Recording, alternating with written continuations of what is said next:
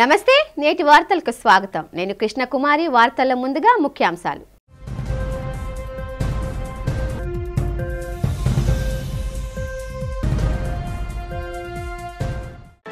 Steel plant ప్రైవేటీకరణ అంశంపై assembly వేదికగా తెరదించిన రాష్ట్ర మంత్రి నారా లోకేష్ ఎన్డీఏ ప్రభుత్వంలో విశాఖ ఉక్కు ప్రైవేటీకరించే ప్రసక్తే లేదని వెల్లడి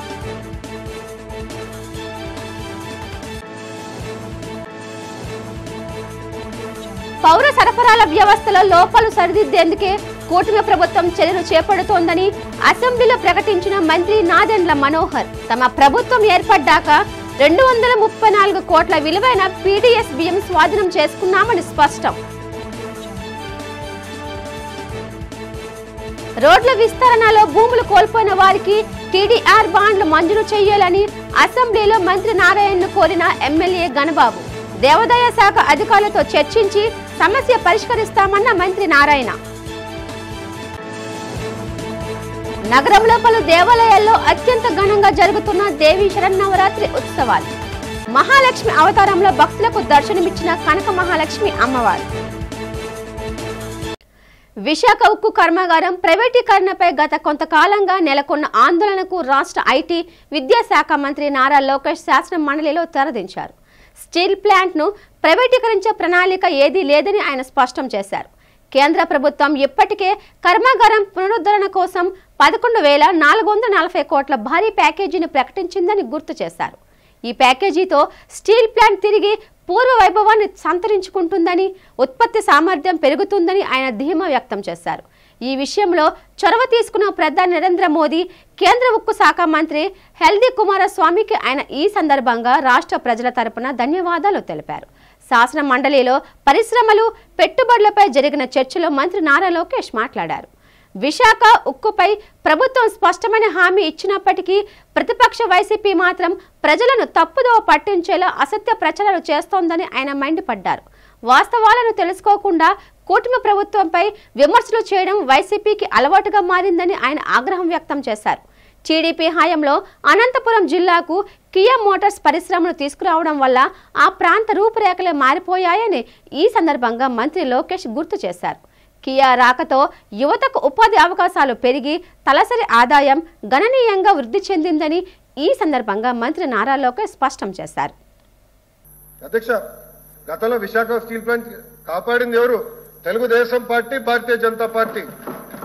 ఆనాడు చంద్రబాబు నాయుడు గారు ముఖ్యమంత్రిగా ఉంటే ప్రధానమంత్రిగా వాజ్పేయి గారు ఉన్నారు. అధ్యక్ష, ఆ రోజు సుమారుగా 1350 కోట్ల రూపాయలు 1998లోనే ఆనాడు డబ్బులు కేటాయించి విశాఖ ఉక్కు ప్రైవేటీకరణ జరగకుండా మేము కాపాడుకున్నాం. అధ్యక్ష, ట్రాక్ రికార్డ్ మాకు ఉంది. అధ్యక్ష, కాపాడాల్సిన బాధ్యత కూడా మా పైన ఉందని మాకు బాగా తెలుసు. 2024లో కూటమి ప్రభుత్వం ఏర్పడిన తర్వాత మేము అందరం చర్చించాం.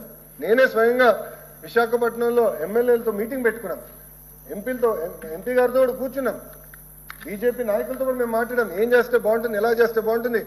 ఎందుకంటే దేశవ్యాప్తంగా ఒక నిర్ణయం తీసుకుంది కేంద్ర ప్రభుత్వం, ఆంధ్ర రాష్ట్రానికి ఎగ్జంప్షన్ వస్తుందా అని చర్చించాం. అధ్యక్ష, కానీ డబుల్ ఇంజిన్ సర్కార్ ఉంది కనుకనే ఆంధ్ర రాష్ట్రానికి ఎగ్జంప్షన్ వచ్చింది. అధ్యక్ష, 15 నెలల కాలంలో 10,644 కోట్ల పర్యాటక పెట్టుబడులు 103 సంస్థలతో ఎంఓయూలు కుదుర్చుకున్నామని మంత్రి కందుల దుర్గేష్ స్పష్టం చేశారు. బుధవారం శాసన మండలిలో పర్యాటక రంగంపై సభ్యులు అడిగిన ప్రశ్నలకు సమాధానంగా మంత్రి కందుల దుర్గేష్ స్పష్టమైన సమాధానాలతో కూడిన వివరణ ఇచ్చారు. ముఖ్యమంత్రి చంద్రబాబు నాయుడు, ఉప ముఖ్యమంత్రి పవన్ కళ్యాణ్ నేతృత్వంలో 2024-29కి నూతన పర్యాటక పాలసీ తీసుకొచ్చామన్నారు.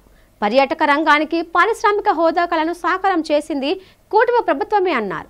పారిశ్రామిక రాయితీలు అనుసరించి క్యాపిటల్ ఇన్సెంటివ్స్, పవర్ ఛార్జీలు, ఎస్టీ తదితర అంశాలలో రియంబర్స్మెంట్ ఇవ్వడం వలన 15 నెలల కాలంలో 10,644 కోట్ల పెట్టుబడులు తీసుకువచ్చి 103 సంస్థలతో ఎంఓయూలు కుదుర్చుకోగలిగామని స్పష్టం చేశారు.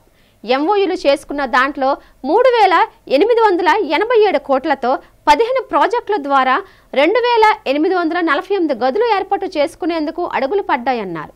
అదేవిధంగా 3,668 కోట్లతో 24 ప్రతిపాదనలను సంబంధించి డిపిఆర్లు అందాయని చెప్పారు. తద్వారా మరో 3,164 గదులు ఏర్పాటయ్యే అవకాశం ఉందన్నారు. పర్యాటక రంగాన్ని ఏపీలోని అన్ని ప్రాంతాల్లో అభివృద్ధి చేయాలన్న ఉద్దేశంతో టూరిజం సర్క్యూట్లు ఏర్పాటు చేస్తున్నామని స్పష్టం చేశారు.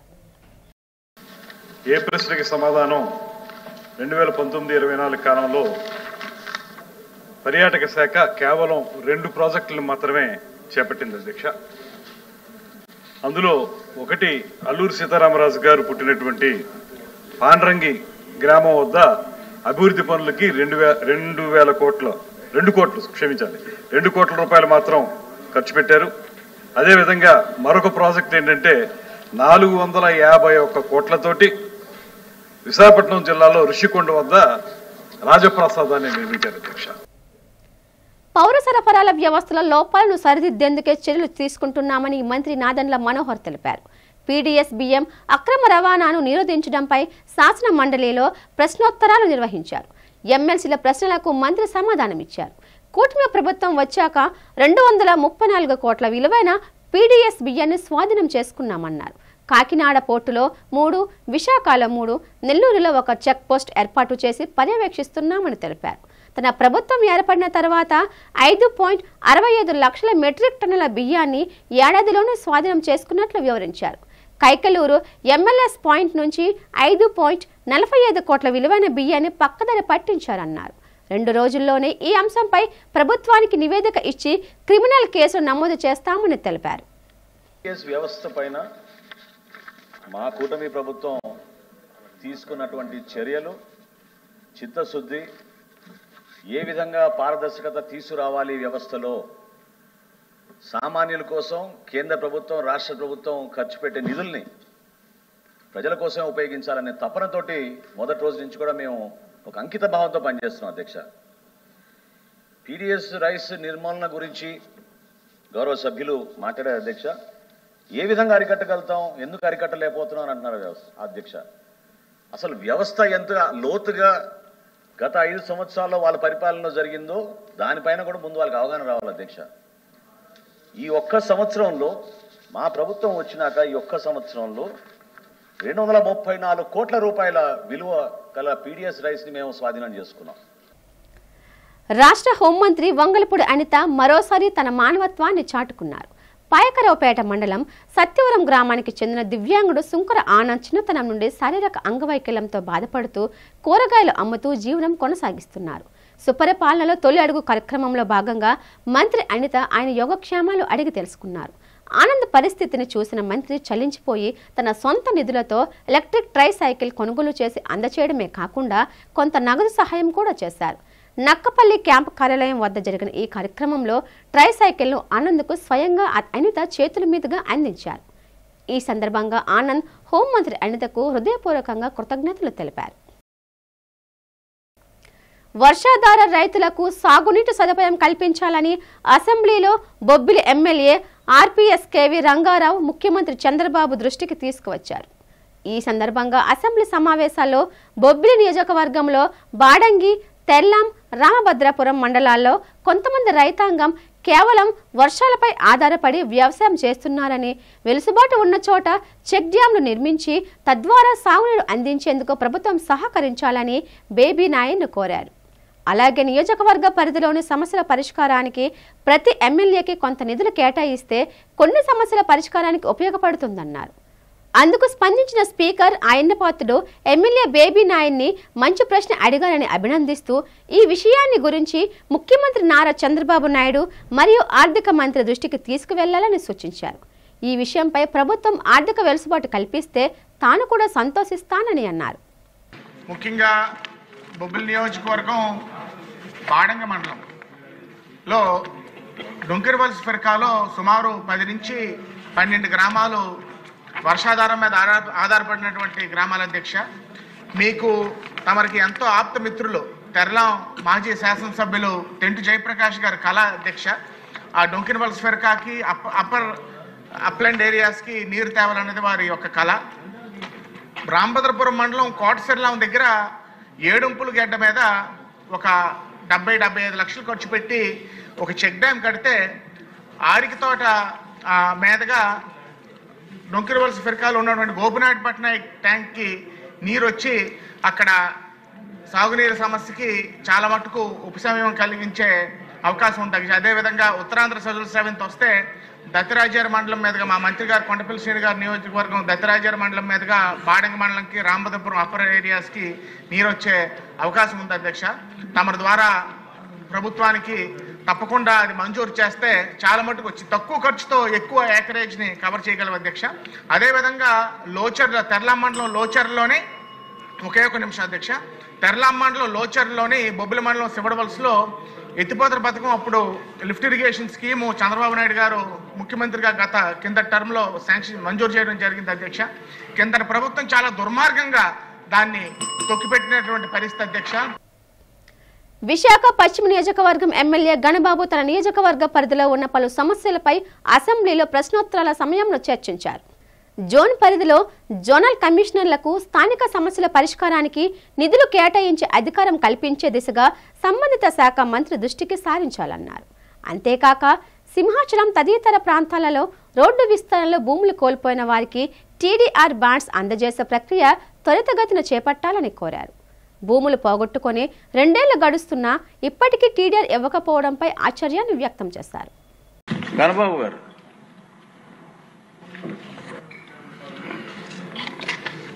అధ్యక్ష, గౌరవ మంత్రివర్యులకి ముఖ్యంగా ప్రధానంగా జీవీఎంసీకి సంబంధించి ఇప్పుడే రామకృష్ణ గారు చెప్పినట్టుగా జోనల్ వ్యవస్థ మెయిన్ కీలకంగా వ్యవహరిస్తుంది అధ్యక్ష.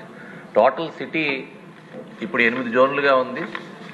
10 జోన్లతో నియోజకవర్గాలకి బౌండరీస్ ఫిక్స్ చేస్తూ ఒక నిర్ణయం తీసుకొని గవర్నమెంట్కి పంపించడం జరిగింది అధ్యక్ష.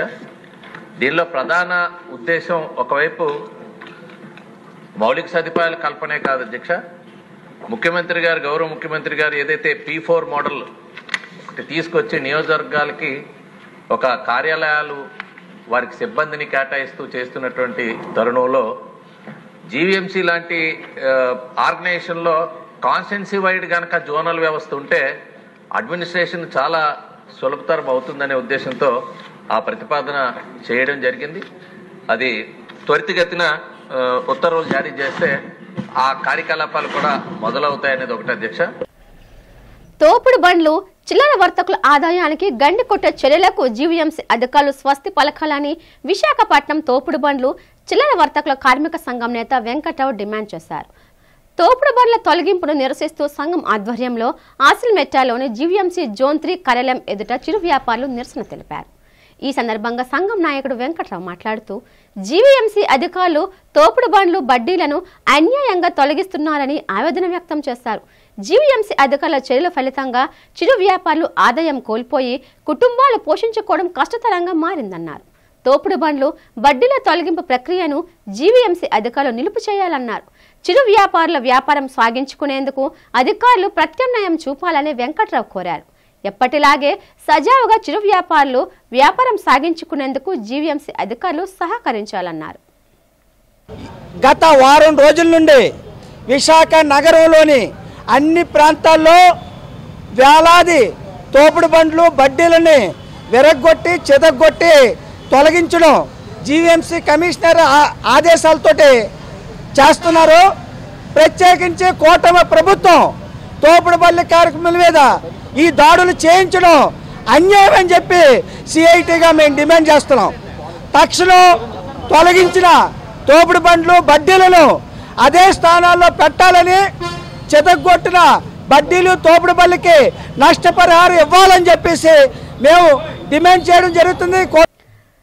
ఆంధ్ర విశ్వవిద్యాలయం కన్వెన్షన్ సెంటర్ వేదికగా the trained nurses association of India TNA Andhra Pradesh ప్రాంతీయ శాఖ ఆధ్వర్యంలో 24, 25 తేదీల్లో 2 రోజుల పాటు నర్సింగ్ విద్యార్థుల ద్వైవార్షిక రాష్ట్ర స్థాయి కాన్ఫరెన్స్ను 2025 నిర్వహిస్తున్నట్లు Andhra Pradesh nursing midwife council registrar TNA రాష్ట్ర కార్యదర్శి ప్రొఫెసర్ కె సుశీల తెలిపారు.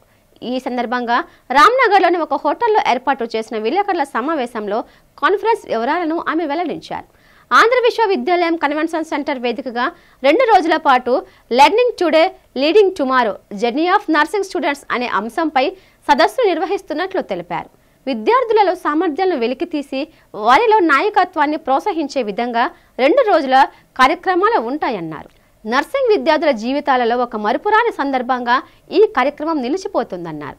సదస్సును ఎన్టీఆర్ ఆరోగ్య విశ్వవిద్యాలయం ఉపకులపతి డాక్టర్ పి చంద్రశేఖర్ హాజరవుతారన్నారు. TNAI రాష్ట్ర అధ్యక్షురాలు డాక్టర్ సిఆర్ శంషర్ బేగం మాట్లాడుతూ వేలాది మంది నర్సింగ్ విద్యార్థులు rangoli, poster presentation, scientific paper presentation, painting, మెనో acting, వ్యాస రచన, నృత్య పోటీలను నిర్వహిస్తామన్నారు. సో ఆంధ్రప్రదేశ్ TNAI బ్రాంచ్ తరపున ప్రతి ద్వైవార్షికంగా స్టూడెంట్ నర్సెస్కి ఒక సదస్సు ఏర్పాటు చేస్తాము. అందులో భాగంగానే ఈసారి ఈ సముద్ర తీరాన్ని సెలెక్ట్ చేసుకొని ఇక్కడ కాన్ఫరెన్స్ ఏర్పాటు చేయడానికి మేము ప్రారంభించాము. దీనిలో ఆల్రెడీ ఇప్పటికీ 3100 వరకు కూడా రిజిస్టర్ నర్సింగ్ స్టూడెంట్స్ అయితేనేమి, ఫ్యాకల్టీ అయితేనేమి రిజిస్టర్ చేయబడి ఉన్నారు. రేపు జరగబోయే కార్యక్రమంలో మరి ముఖ్యంగా ఒక అంశం మీద మేము సదస్సు నిర్వహించబడుతుంది. Learning today and leading tomorrow the journey of the nursing students. This is the theme of the conference. ఈ థీమ్ మీద రేపు ప్రముఖులు కొంతమంది ఈ సదస్సులో మాట్లాడబోచు ఉన్నారు. అంతేకాకుండా స్టూడెంట్లో ఉన్న ప్రతి ఒక్క ఎబిలిటీని మనము బయటకు తీసుకురావడానికి డిఫరెంట్ ఈవెంట్స్ కూడా స్టూడెంట్స్ పార్టిసిపేట్ చేయబోతున్నారు. ఇది ఒక నర్సింగ్ విద్యార్థి యొక్క ప్రయాణం. అందులో నర్సింగ్ విద్యార్థి నేర్చుకోవడం అంటే క్లినికల్స్ కానివ్వండి, థియరీ కానివ్వండి, ప్రాక్టికల్స్ కానివ్వండి, దాని ద్వారా వచ్చే నైపుణ్యము, తర్వాత ఆమె ఏ విధంగా నాయకురాలుగా ఎదగడం అనేది, దీని గురించి చాలామంది వక్తలు, ఎక్స్పర్ట్స్ నర్సింగ్లోనే కాకుండా మెడికల్ ఫీల్డ్లో కూడా ఉండే వక్తలు వచ్చి పెద్దవాళ్ళు మాట్లాడతారు. ఇది 2 రోజుల సదస్సు అండి. ద్వైపార్షిక సదస్సు జరగబోతుంది AU కన్వెన్షన్ హాల్లో. ఇందులో నైపుణ్యాల గురించి ఎక్కువగా డిస్కస్ చేస్తారు. స్టూడెంట్స్ ఎలా నిలబడాలి, లీడర్గా ఎలా ముందుకు వేరే వాళ్ళని కూడా నడిపించాలి రాబోయే కాలంలో అనే దాని గురించి విస్తృతంగా సెషన్స్ ఉండబోతున్నాయండి. నగరంలోని వివిధ పోలీస్ స్టేషన్ల పరిధిలో జరిగిన కేసుల్లో 75 కేసులను ఛేదించి 103 మంది నిందితులను నగర పోలీసులు అరెస్టు చేశారు. వారి నుండి 1,21,24,953 రూపాయల విలువైన చోరీ సొత్తును స్వాధీనం చేసుకున్నామని నగర పోలీస్ కమిషనర్ డాక్టర్ శంకప్రత బాగ్చి తెలిపారు. నగర పోలీస్ కమిషనరేట్ సమావేశ మందిరంలో రికవరీ మేళా నిర్వహించి అనంతరం మీడియా సమావేశంలో పాల్గొన్నారు. ఈ మీడియా సమావేశంలో సిపి మాట్లాడుతూ నగరంలోని పలు పోలీస్ స్టేషన్లో నమోదైన కేసులను తమ సిబ్బంది ఎంతో చాకచక్యంగా ఛేదించారని కొనియాడారు. 103 మంది నిందితులను అరెస్టు చేశామని, వారి నుండి భారీ మొత్తంలో నగదు చోరీ సొత్తును స్వాధీనం చేసుకున్నామని చెప్పారు. నిందితుల నుండి 64,24,953 రూపాయల నగదు, 57 లక్షల రూపాయల విలువ చేసే చోరీ సొత్తును స్వాధీనం చేసుకున్నామన్నారు. నేరాల నియంత్రణ కోసం డ్రోన్ బీట్లను కొనసాగిస్తున్నామని, అదేవిధంగా పలు ప్రాంతాలలో పోలీస్ గెస్ట్ ని ముందరం చేశామని నగర పోలీస్ కమిషనర్ తెలిపారు. ఈ మీడియా సమావేశంలో నగర క్రైమ్ డీసీపీతో పాటు ఇతర పోలీస్ ఉన్నతాధికారులు పాల్గొన్నారు. మనం ఎప్పుడు లేని విధంగా 1,24,953 రూపాయల విలువైన వస్తువులు రిటర్న్ చేస్తున్నాం బాధితులకు. 75 కేసులు మనం డిటెక్ట్ చేశాము లాస్ట్ 1 మంత్లో. అందులో 3 robbery case, 1 HB day, 4 HB night, 4 snatching cases, 18 motor cycle theft, 4 VAT theft case, 1 cycle theft case, 40 ordinary thefts ఉన్నాయి. మొత్తం 103 అఫెండర్స్ని పట్టుకోవడం జరిగింది. ఆర్టిఫిషియల్ ఇంటెలిజెన్స్ ద్వారా ప్రకృతి విపత్తుల అధ్యయనం తమ ప్రధాన ధ్యేయమని climate collective CEO G Pratap Raju అన్నారు. మంగళవారం రాత్రి ఒక ప్రైవేట్ హోటల్లో క్లైమేట్ కలెక్టివ్ సంస్థ, మహతి కాలేజ్ సంయుక్తంగా క్లైమేట్ చేంజ్లో 4 ఏళ్ల డేటా AA కోర్స్ ప్రోగ్రాంను ప్రారంభించాయి. ఈ కోర్సుకి క్లైమేట్ కలెక్టివ్ టీమ్, వైజాగ్ పట్నం ఛాంబర్ ఆఫ్ కామర్స్తో పాటు EPDCL సహకారం అందిస్తున్నాయి. Climate collective CEO G Pratap Raju మాట్లాడుతూ ఆర్టిఫిషియల్ ఇంటెలిజెన్స్ ను సంబంధించి విశాఖలో కూడా ఒక పెద్ద సంఖ్యలో ప్రతిభావంతులు ఉన్నారన్నారు. ఈ కోర్సు ద్వారా ఉత్తరాంధ్ర విద్యార్థులకు శిక్షణ ఇచ్చి వారికి ఈ క్లైమేట్ స్టార్టప్ ద్వారా ఉపాధి కల్పిస్తామన్నారు. ఏఐని వినియోగించడం వలన అమెరికాలో ఇతర దేశాలు మేలు పొందుతున్నాయన్నారు. దీని వలన భవిష్యత్తులో సమాజానికి మేలు జరుగుతుందన్నారు. మహతి కాలేజీ చైర్మన్ జిఎల్ఎన్ రాజు మాట్లాడుతూ 25 ఏళ్ల నుంచి మహతి కళాశాలను నడుపుతున్నామన్నారు. క్లైమేట్ కలెక్టివ్ సేల్స్ ఫోర్స్ సంస్థ సహకారంతో తమ కళాశాలలో 4 ఏళ్ల నూతన కోర్సు ప్రవేశపెడుతున్నట్లు స్పష్టం చేశారు. ఈ కోర్సు ద్వారా 4 ఏళ్ల హానరీ డిగ్రీ జారీ చేయడం జరుగుతుందన్నారు. ఫలితంగా రానున్న రోజుల్లో అనేక ఉపాధి అవకాశాలు కలుగుతాయన్నారు. పల్లెలో ఉండే వ్యవసాయ కుటుంబాల విద్యార్థులకు, పేద విద్యార్థులకు వైజాగ్ పట్నం ఛాంబర్ ఆఫ్ కామర్స్ సహకారంతో ఉచితంగా కోర్సు నేర్పుతున్నామన్నారు. ఈ కోర్సు ద్వారా గ్రామీణ ప్రాంత యువతకు ఉపాధి కల్పిస్తామన్నారు. ఈ కార్యక్రమంలో VCCI president Mangalagiri Sudarshana Swamy, Acharya Balaprasad, APDCL CGM Suman Kalyani, youth VCCI Sampath Ketavarao తదితరులు పాల్గొన్నారు. మేము ఈస్టర్న్ పవర్ డిస్ట్రిబ్యూషన్ కంపెనీ అంటే మీ అందరికీ తెలుసు, పవర్ సప్లై డిస్ట్రిబ్యూషన్ కంపెనీ. దాంట్లో భాగంగా మేము ఒక సెంటర్ ఫర్ ఎక్సలెన్స్ అని ఒక సెంటర్ని సిఓఈటీలో పెడతాం. ఎనర్జీ ట్రాన్సిషన్లో భాగంగా చేస్తున్నాము. దాంట్లో మేము క్లైమేట్ కలెక్టివ్ ఫౌండేషన్ ద్వారా ఒక హ్యాక్థాన్ని చేద్దాం అనుకుంటున్నామండి. దాని ద్వారా మాకు వచ్చే ప్రాబ్లమ్స్కి సొల్యూషన్స్ని అందరి దగ్గర నుంచి ఇన్వైట్ చేద్దాం అనుకుంటున్నాం. స్కిల్ డెవలప్మెంట్లో కానీ ఎవరైతే యూత్ ఉన్నారో వాళ్ళతోటి మా ప్రాబ్లమ్స్ వాళ్ళకి చెప్పి వాళ్ళ ద్వారా మాకు సొల్యూషన్స్ ఏమన్నా ఇస్తారని చేస్తున్నాం. దాంట్లో భాగంగా మేము వీళ్ళతోటి ఎంఓఈ ఎంటర్ అవ్వడానికి సిద్ధపడుతున్నాం. Foundation working in Vizag to help youth find jobs in the area of AI and data. Very important what's happening in climate change, and the trends in AI and data are opening up many opportunities, and with support from Salesforce. అది ఇంకా పూర్తిగా common మ్యాన్కి కానీ లేకపోతే ఈ different యూత్లో కానీ పూర్తిగా రాలేదు. ఎందుకంటే దీనికి మిగతా వాటికి వచ్చినంత ఎక్కువ పబ్లిసిటీ లేదు. ఇది అందరికీ తెలిసినదే. ఇప్పుడు ఆల్రెడీ క్లైమేట్ చేంజ్ ఇంపాక్ట్ అనేది ఎవరు అంటారు రేపు వస్తుందని, కానీ ఆల్రెడీ మనం ఇప్పుడు వీఆర్ ఎక్స్పీరియన్సింగ్ ఇట్. మనం ఆల్రెడీ దీన్ని చూస్తున్నాం. సో ఇవన్నీ కూడాను అంటే క్లైమేట్ చేంజ్ వల్ల వచ్చిన ఇబ్బందులు ఏంటి అనేది చాలా స్పష్టంగా ఐపీసీసీ చెప్పడం జరిగింది. అది ఆల్రెడీ రిలీజ్ అవుతున్నాం. సింపుల్గా చెప్పాలంటే మొన్న అగ్నికర్తులు, రోహిణీకర్తుల్లో వర్షం పడి టెంపరేచర్ తగ్గిపోయింది. ఇప్పుడు వర్షం పడతా ఉంది, హ్యూమిడిటీ మారింది. సో క్లైమేట్ చేంజ్ అనేది మనం సింపుల్గా చెప్పాలంటే ఈ weather pattern over longer period మారడం అనేది. మాకు ఎంత అదృష్టం అంటే సేల్స్ ఫోర్స్ అన్నది వరల్డ్లోని 4th లార్జెస్ట్ సాఫ్ట్వేర్ కంపెనీ.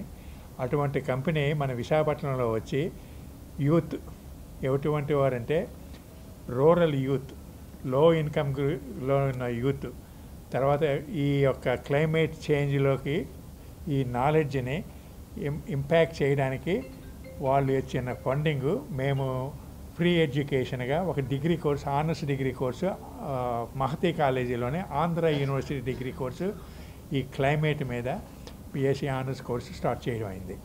దీనికి ఫండింగ్ అంతా కూడా అనమాట climate collective is giving the paid internships through Salesforce. ఈ యొక్క ప్రోగ్రామ్ యొక్క ఇంపార్టెన్స్ ఏమిటంటే లో ఇన్కమ్ గ్రూప్స్, రూరల్ మ్యాసెస్, పల్లెటూరులో ఉన్నటువంటి వ్యవసాయదారుల పిల్లలకి, లో ఇన్కమ్గా ఉన్నటువంటి డైలీ లేబర్ యొక్క పిల్లలకి, వైట్ రేషన్ కార్డు సంబంధించి వాళ్ళ యొక్క పిల్లలకి ఈ కోర్సు ఉచితంగా చెప్పడానికి ఈ CSR sales force CSR India వాళ్ళు ఫండింగ్ చేశారు. క్లైమేట్ కలెక్టివ్తో ఒక జాయింట్ వెంచర్ కింద, అసోసియేషన్ కింద జాయిన్ అయ్యి చాలా మటుకి ఇన్ఫర్మేషను మన ప్లానింగ్లో is how to implement this is being now deliberated in the chamber by our chamber along with Climate Collective. Climate Collective Pratap Raj garu enno countries lo enno cities lo ee program launch chesaru. Visakhapatnam lo chesedi Visakhapatnam Chamber of Commerce and Industry తో collaborate అయ్యింది. నగరంలో ప్రముఖ పుణ్యక్షేత్రమైన బుర్జిపేటలో వెలిసిన శ్రీ కనక మహాలక్ష్మి అమ్మవారి ఆలయంలో శరన్నవరాత్రి ఉత్సవాలు అంగరంగ వైభవంగా జరుగుతున్నాయి. విశాఖ జిల్లా నుండి కాకుండా పలు జిల్లాల్లోని భక్తులు అమ్మవారి దర్శనానికే తరలి వస్తున్నారు. అమ్మవారిని దర్శించుకుని తమ మొక్కులు చెల్లించుకుంటున్నారు. శరన్నవరాత్రి ఉత్సవాల్లో భాగంగా బుధవారం శ్రీ కనక మహాలక్ష్మి అమ్మవారు మహాలక్ష్మి అవతారంలో భక్తులకు దర్శనమిచ్చారు. మహాలక్ష్మి అవతారంలో ఉన్న అమ్మవారిని దర్శించుకుని భక్తులు భక్తి సాగరంలో మునిగిపోయారు. దేవస్థానం అధికారులు ఆలయ ప్రాంగణంలో నిర్వహిస్తున్న కుంకుమ పూజల్లో భక్తులు పాల్గొన్నారు. ఈ సందర్భంగా ఆలయ అర్చకులు మాట్లాడుతూ దేవి శరన్నవరాత్రి ఉత్సవాల విశిష్టతను వివరించారు. ఆదిలక్ష్మి అలంకరణలో ఉన్న అమ్మవారి చరిత్ర మహిమలను తెలిపారు. శరన్నవరాత్రి ఉత్సవాల సందర్భంగా భక్తులకు ఎటువంటి అసౌకర్యం కలగకుండా అధికారులు అన్ని ఏర్పాట్లు చేశారన్నారు. అమ్మవారి దర్శనానికి వచ్చే భక్తులకు అమ్మవారి అన్నప్రసాద వితరణ జరుగుతోందని తెలిపారు. శ్రీ విశాఖపట్నం బురుజుపేటలో ఉన్నటువంటి శ్రీ కనక మహాలక్ష్మి అమ్మవారికి ఈరోజు దేవీ శరన్నవరాత్రుల్లో భాగంగా ఈరోజు 3వ రోజు. ఈరోజు తెల్లవారుజామున 5 గంటలకి మేళతాళాలతోటి వేదపారాయణతోటి ప్రత్యేకమైనటువంటి పంచామృత అభిషేకం సేవా కార్యక్రమం నిర్వహణ జరిగింది. నగరంలో ప్రఖ్యాతిగాంచిన ఇమ్మడి సిల్వర్ జ్యువెలరీ షోరూం 14వ శాఖ ప్రారంభమైంది. దేశంలోనే వెండి ఆభరణాలకు ప్రసిద్ధిగాంచిన ఇమ్మడి సిల్వర్ జ్యువెలరీ షోరూంను ఆ సంస్థ చైర్మన్ ఇమ్మడి రమేష్ CEO సునీతతో కలిసి షోరూంను ప్రారంభించారు. ఈ సందర్భంగా వారు మాట్లాడుతూ వెండి ఆభరణాల తయారీ నాణ్యతను భారతదేశంలోనే తమ సంస్థ అగ్రగామిగా కొనసాగుతోందన్నారు. సాంప్రదాయానికి ఆధునికతను మేళవించి రూపొందించిన అనేక రకాల వెండి ఆభరణాలు తమ షోరూంలో కొలువుతీరి ఉన్నాయని రమేష్ సునీతలు తెలిపారు. వివాహానికి సంబంధించి వెండి ఆభరణాలకు తమ షోరూం పెట్టింది పేరన్నారు. షోరూం ప్రారంభోత్సవం సందర్భంగా కొనుగోలుదారులకు అదిరిపోయే ఆఫర్స్ను ఇమ్మిడి వెండి ఆభరణాల షోరూం చైర్మన్ రమేష్ CEO సునీతలు ప్రకటించారు. 5,000 నుండి ₹1,00,000 వరకు కొనుగోలు చేసేవారికి ప్రత్యేక ఆఫర్లను అందిస్తున్నారు. ప్రతి షాపింగ్ పైన కొనుగోలుదారులకు ఒక గోల్డ్ కాయిన్ ఉచితంగా అందజేస్తున్నారు. మా ఇమ్మడి గ్రూప్ మా ఫ్యామిలీ బిజినెస్ అండి. మేము 2021లో పంజాగుట్ట హైదరాబాద్లో మొదటి షోరూమ్ ఓపెన్ చేశామండి. ఇప్పుడు ఇది 14th షోరూమ్ అండి. మొన్న 2 days కింద జయనగర్లో కూడా ఓపెన్ చేశాము. మనం ఏంటంటే బంగారం లాంటి వెండి ఆభరణాలనే టైటిల్తో మనం మొదలుపెట్టాము. కానీ ఇప్పుడు బంగారానికి మించి అని మా కస్టమర్ దేవుళ్ళు కానీ అందరూ కూడా బంగారానికి మించి ఉన్నాయని చెప్తున్నారు. ఎవరైతే గోల్డ్ స్మిత్ గోల్డ్ ఆభరణాలు తయారు చేస్తున్నారో వారి చేతనే గోల్డ్ బదులు సిల్వర్ వాడి అంటే స్వచ్ఛంగా అంటే హ్యాండ్ మేక్తోని అందులో వాడే బీడ్స్ కానీ పల్స్ కానీ సేమ్ గోల్డ్లో వాడేవే వాడి మనం మార్కెట్లోకి తీసుకొచ్చాము. దాన్ని 24 క్యారెట్ 22 క్యారెట్ గోల్డ్తో పాలిస్తోని అందుబాటులోకి తీసుకొచ్చాము. ఇది మా దగ్గర 70,000 డిజైన్లతో మేము ముందుకు వచ్చాము.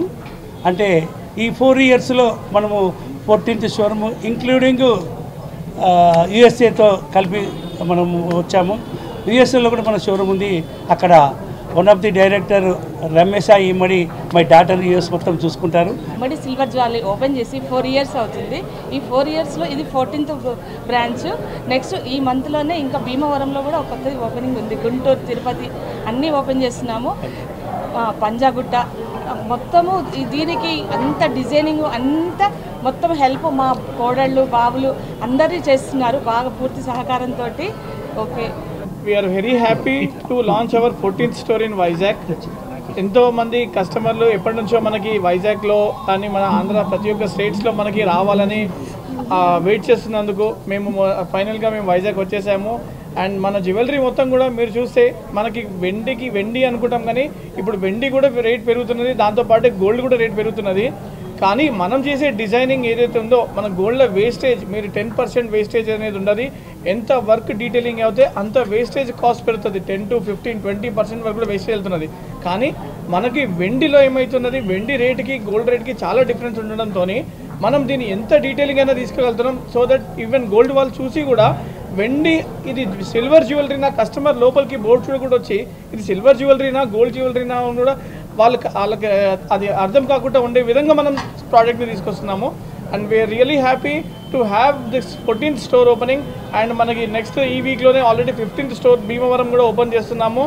And really happy to all the customers who are supporting us from the day 1 and we'll keep exceeding and going to do 100 branches very soon. Thank you. For each and every customer, ఇమ్మడిని support చేసినందుకు ఈ 4 ఇయర్స్లో ఇవాళ ఇమ్మడి ఈ ఫేస్కి వచ్చిందంటే ప్రతి ఒక్క కస్టమర్ సపోర్ట్తో ఇవాళ వీఆర్ గ్రోయింగ్ వెరీ గుడ్ అండి. అంతేకాకుండా డే 1 నుంచి customer satisfaction is our first priority అనమాట. అందుకని చెప్పి మనం గోల్డ్లో మీకు ఎలాంటి జ్యువెలరీ చూసినా సేమ్ జ్యువెలరీ మనకు ఈక్వలెంట్ టు మన గోల్డ్ జ్యువెలరీ లేక సిల్వర్ జ్యువెలరీలో మనకు ప్రతి ఒక్క ఐటమ్ ఉంటుంది. అంతేకాకుండా గోల్డ్లో మంచి ఎక్స్పీరియన్స్డ్ కారిగర్ ఎవరైతే ఉంటారో వాళ్ళతోనే మనం సిల్వర్ జ్యువెలరీ క్రాఫ్ట్ చేపిస్తున్నాం కాబట్టి 100% equivalent to gold look and ఫీల్లో మనకు జ్యువెలరీ వచ్చేలా మనం మ్యానుఫ్యాక్చరింగ్ చేపిస్తున్నాం అనమాట. అండ్ ప్రతి ఒక్క కలెక్షన్ మన దగ్గర మల్టిపుల్ కలెక్షన్స్ ఇప్పుడు గోల్డ్లో డిఫరెంట్ ఇది మన డైమండ్ కలెక్షన్ అని చెప్పి మన దగ్గర సీజర్ ప్రీమియం సీజర్తో చేపిస్తున్నాం. ఎవ్రీ కలెక్షన్ మనకి ఈక్వలెంట్గా ఉంటుంది. అండ్ ఇవాళ సక్సెస్ఫుల్గా మీ అందరి సపోర్ట్తోని కస్టమర్ సపోర్ట్తోని 14th బ్రాంచ్ లాంచ్ చేయబోతున్నాము. అండ్ నెక్స్ట్ భీమవరంలో 15th బ్రాంచ్ లాంచ్ చేస్తాం. అట్ ద సేమ్ టైం మన ఫస్ట్ స్టోర్ పంజాగుట్ట స్టోర్ అనేది మన first store which is started in 2021 అనమాట. సో దాన్ని గ్రాండ్ న్యూగా ప్రీమియం లుక్తోని అండ్ ఎక్స్క్లూజివ్ బిగ్గర్ సైజ్తోని మనం 26th రోజు లాంచ్ చేయబోతున్నాం. 27th రోజు గ్రాండ్గా లాంచ్ చేయబోతున్నాం. And very much thank you for each and every customer for support. One టౌన్లోని కన్యకా పరమేశ్వరి ఆలయంలో 3వ రోజు శరన్నవరాత్రి ఉత్సవాలు ఘనంగా జరిగాయి. ఉత్సవాల్లో భాగంగా ఆలయ ప్రాంగణంలో మహిళలు అమ్మవారికి కుంకుమ పూజలు చేశారు. కన్యకా పరమేశ్వరి అన్నపూర్ణాదేవి అలంకరణలో భక్తులకు దర్శనమిచ్చారు. అన్నపూర్ణాదేవి అలంకరణలో ఉన్న అమ్మవారిని భక్తులు దర్శించుకొని పూజలు గావించారు. ఈ సందర్భంగా ఆలయ ప్రధాన అర్చకులు కుమార్ శర్మ మీడియాతో మాట్లాడుతూ ప్రతి సంవత్సరం క్రమం తప్పకుండా శరన్నవరాత్రి ఉత్సవాలు నిర్వహిస్తామన్నారు. ఉత్సవాల్లో భాగంగా కన్యకా పరమేశ్వరి అమ్మవారి రోజుకో దేవి అలంకరణలో భక్తులకు దర్శనమిస్తారని చెప్పారు. ప్రతిరోజు మహిళలు అమ్మవారికి కుంకుమ పూజ నిర్వహించే అవకాశాన్ని కల్పిస్తున్నట్లు తెలిపారు. ఈ ఉత్సవాల్లో పాల్గొన్న భక్తులకు అన్ని శుభాలు జరుగుతాయని శర్మ పేర్కొన్నారు. ప్రజలందరికీ దేవి ఆశీస్సులు ఉండాలని ఆకాంక్షించారు. అమ్మవారిది శ్రీ కన్యకా పరమేశ్వరి దేవస్థానం ఉంది. 148 సంవత్సరాల చరిత్ర గల గుడి అండి. ఓల్డ్ టౌన్లో ఉంటుంది. ఈ సంవత్సరం దసరా నవరాత్రులు 11 రోజులు వచ్చాయండి. 11 రోజుల్లో ఇవాళ 3వ రోజు అవతారం అమ్మవారిది. అన్నపూర్ణాదేవి అవతారంతో అమ్మవారికి అలంకరణ చేయవలసిన జరిగిందండి. ఇప్పుడు 10 గంటలకి కుంకుమ పూజలతోని మహిళల చేత జరుగుతున్నదండి. మా దేవాలయంలో వాసి సన్నాతులు అంతా విరివిగా చక్కగా బాగుగా చేస్తున్నామండి. ఈరోజు 3వ రోజు మా అమ్మవారిని అన్నపూర్ణాదేవి కింద అలంకరించున్నామండి. అన్నపూర్ణాదేవి కాబట్టి అమ్మవారికి ఇష్టమైన అన్నంతో అభిషేకం చేయడం జరిగింది. అదేవిధంగా పంచామృతాలతో పళ్ళసాలతో అభిషేకం చేశాము. వచ్చిన మహిళల చేత కూడా కోటి కుంకుమార్చన అనే కార్యక్రమం చేస్తున్నాము. అంతా ఉచితంగా ఈ కార్యక్రమం చేయడం జరుగుతోంది. వార్తలు ముగించే ముందు ముఖ్యాంశాలు మరోసారి.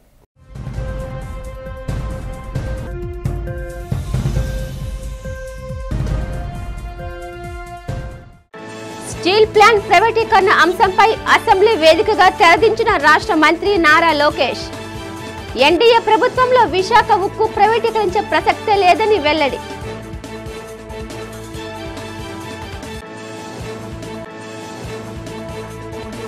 పౌర సరఫరాల వ్యవస్థలో లోపాలు సరిదిద్దేందుకే కూటమి ప్రభుత్వం చర్యలు చేపడుతోందని అసెంబ్లీలో ప్రకటించిన మంత్రి నాదెండ్ల మనోహర్. తమ ప్రభుత్వం ఏర్పడ్డాక 234 కోట్ల విలువైన పీడీఎస్ బియ్యం స్వాధీనం చేసుకున్నామని స్పష్టం. రోడ్ల విస్తరణలో భూములు కోల్పోయిన వారికి టీడీఆర్ బాండ్లు మంజూరు చేయాలని అసెంబ్లీలో మంత్రి నారాయణను కోరిన ఎమ్మెల్యే గణబాబు. దేవాదాయ శాఖ అధికారులతో చర్చించి సమస్య పరిష్కరిస్తామన్న మంత్రి నారాయణ. నగరంలో పలు దేవాలయాల్లో అత్యంత ఘనంగా జరుగుతున్న దేవి శరన్నవరాత్రి ఉత్సవాలు. మహాలక్ష్మి అవతారంలో భక్తులకు దర్శనమిచ్చిన కనక మహాలక్ష్మి అమ్మవారు.